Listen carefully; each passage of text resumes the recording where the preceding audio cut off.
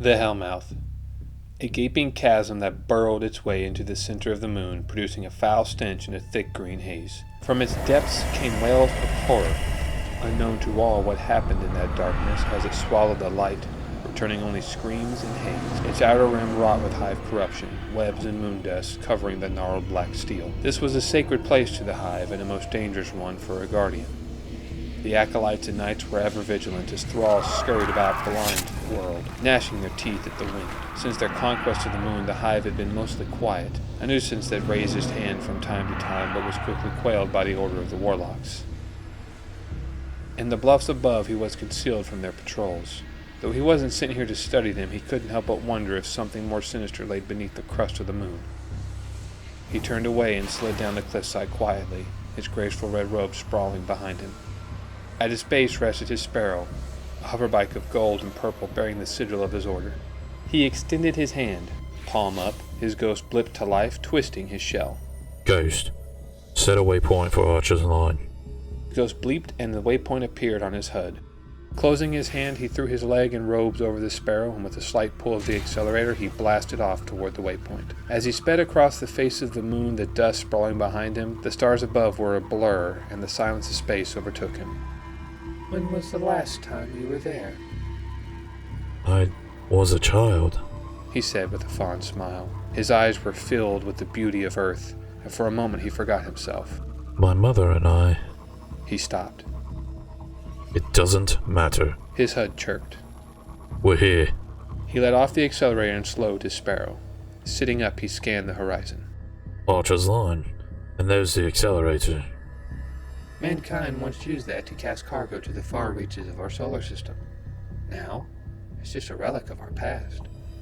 He turned to face Ghost. Well, let's see what answers it holds for us, shall we? I go where you go, Ghost retorted. His sparrow pushed him slowly toward the command deck, passing under the massive accelerator. It loomed above him, a slight glimmer of sunlight casting off its side. To behold this in the Golden Age. What a sight that must have been. Now it lay fragmented and rusted into disrepair. Hive corruption and age had taken it. He dismounted his sparrow and drew his pulse rifle. The crust of the moon was soft and silent beneath his boot. As he approached the command deck, he heard rummaging inside, a metal thump and whispers. He pulled the door open slowly, yet it creaked loudly and alerted those within.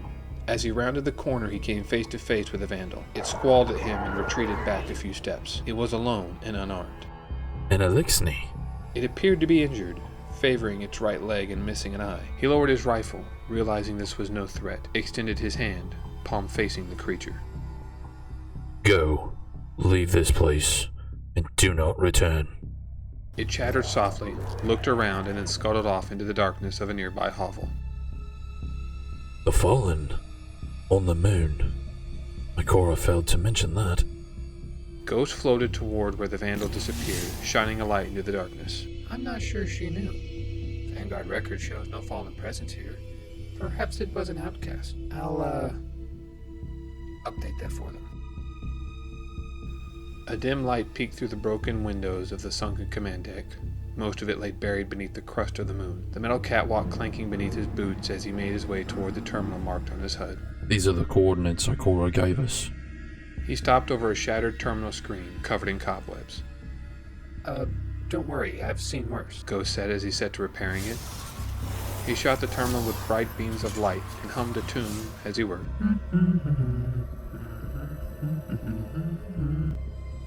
A soft buzz and some clanking. Then the terminal flashed to life. Ah, I am a genius. And so humble, too, the Warlock said jokingly. A flickering hologram began to play, absent of any audio. Ghost shot a few more beams at the console. Through the static, a voice could be heard.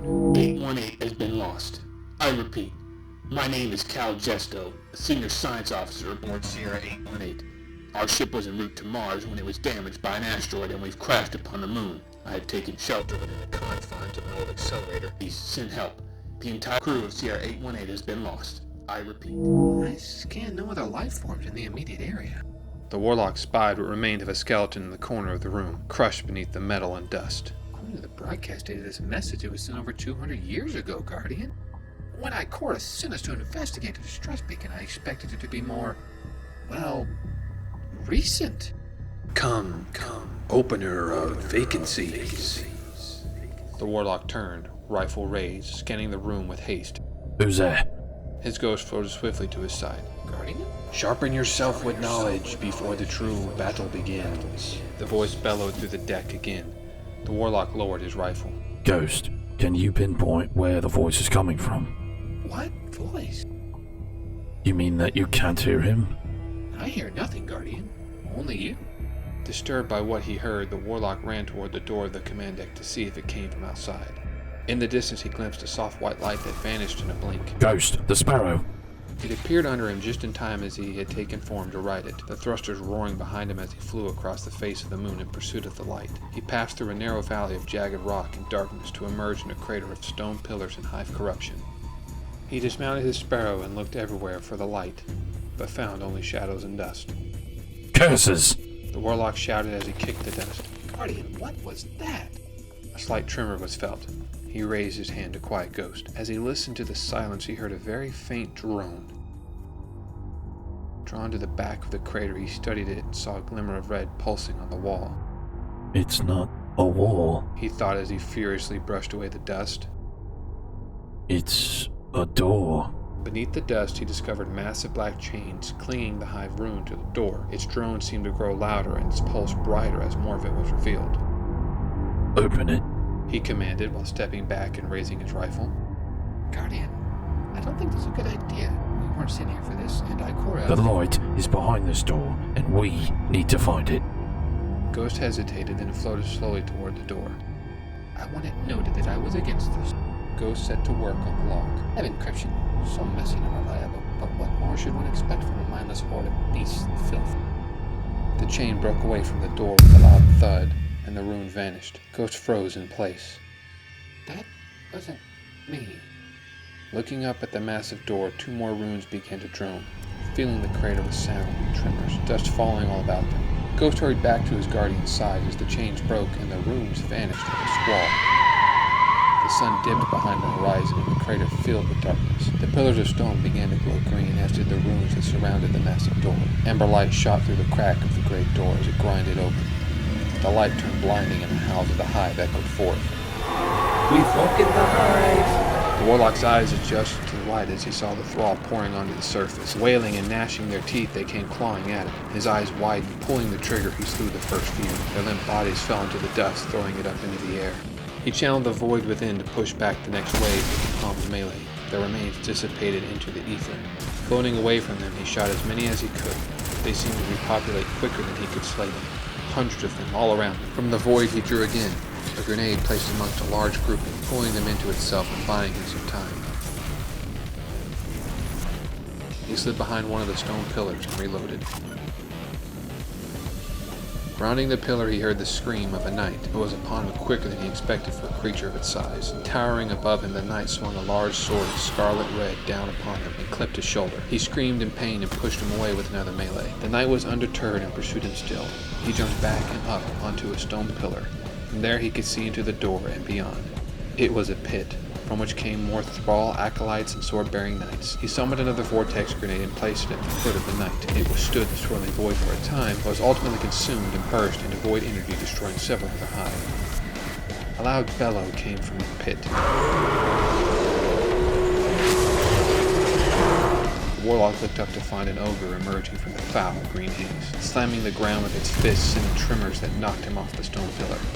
A purple stream of void light blasted down upon him from the ogre's eyes, pushing him back into the crater's wall. Thrall and knights began to close in around him, the darkness suffocating his light. He reached into the void one last time, jumped high in the air and launched a nova bomb toward the ogre.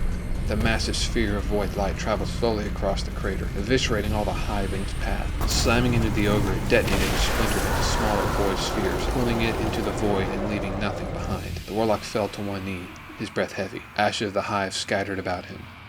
The ember light faded as the crater fell silent. The hive runes ceased singing, and the sunlight returned. Within the open doorway, a small white sphere of light flittered in the air. Banish every memory of what you think is true. Unshackle yourself. How? He asked in return as he moved toward the light. Follow the screams. The light bolted off into the pit. The Warlock reached the great door, stopped, and stared into the darkness. That light. Was that the voice you heard? Yes, it wants to show me something. Show you what? The Warlock said nothing. He wasn't sure the voice was even real. Ghost was worried. So, what do we do now? The Warlock stood up straight and drew his rifle. We go down. Ghost squirmed at the thought, then turned on his light, and together they walked into the pit, the great stone door closing behind them.